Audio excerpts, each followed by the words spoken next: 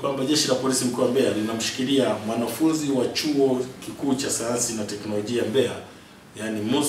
MUST au Mbeya University of Science and Technology, ambaye ni wa mwaka wa kwanza, anaitwa Emilian Joseph Duzu mwenye umri wa miaka 21. Huyu anashikiliwa kwa tuhuma za mauaji ya mwanafunzi mwenzie wa chuo hicho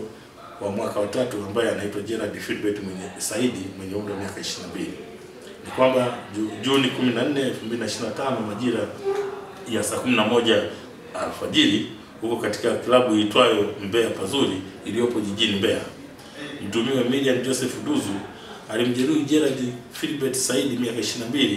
ambaye kwa sasa ni marehemu kwa kumchoma na kitu chenye ncha kali, na alimchoma sehemu za tumboni, hali ambayo ilimpelekea huyu mhanga au ambaye ni marehemu kwa sasa kukimbizwa katika hospitali ya rufaa ya Mbeya kwa matibabu. Lakini ilipofika majira ya saa 7 za mchana, Gerald Philbert Saidi aliweza kufariki dunia. Kwa hiyo uchunguzi wa awali umebaini kuwa chanzo cha tukio hili ni ugomvi uliotokana na ulevi wa kupindukia wakiwa kwenye eneo hilo la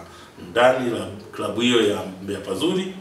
ambapo walinzi baada ya kuona ugomvi huu umezidi waliweza kufika pale, yani mabouncer, na kuwatenganisha na kuwatoa nje, lakini bado waliendelea na ugomvi huo, na ndipo ilipelekea huyu wakiwa kwenye maeneo ya maegesho walipelekea kumuona huyu Emilian Joseph Duzu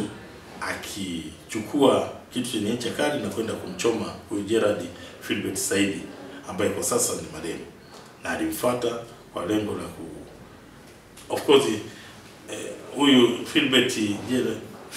Gerald Philbert Saidi ambaye sasa baada ya kuamriwa aliendelea kumfuata huyu mtumiwa ili kuendelea na ugomvi, na ndipo alipoweza kuchoma na hicho kitu chenye ncha kali. Kwa jeshi la polisi mkoa wa Mbeya linatoa wito kwa baadhi ya wananchi wanaojihusisha na vitendo vya uhalifu kama hivi ambavyo nimetaja, vya kutengeneza silaha kinyume na utaratibu,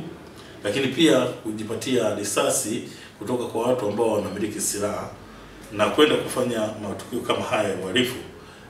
wajue kabisa kwamba katika mkoa huu wa Mbeya hawana nafasi kama hiyo, kwani mkoa wa Mbeya tumejipanga vizuri kuhakikisha kwamba tunakabiliana na matukio kama haya ili yasiweze kutokea kwa wananchi. Lakini pia jeshi la polisi mkoa wa Mbeya lipo makini katika kuwashughulikia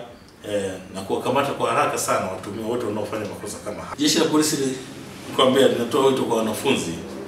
na kuwataka kuzingatia masomo zaidi kuliko kujiingiza katika vitendo hivi visivyofaa vya ulevi ambao unapelekea waingiza katika hatari, na ikiwemo kama haya makosa makubwa ya mauaji.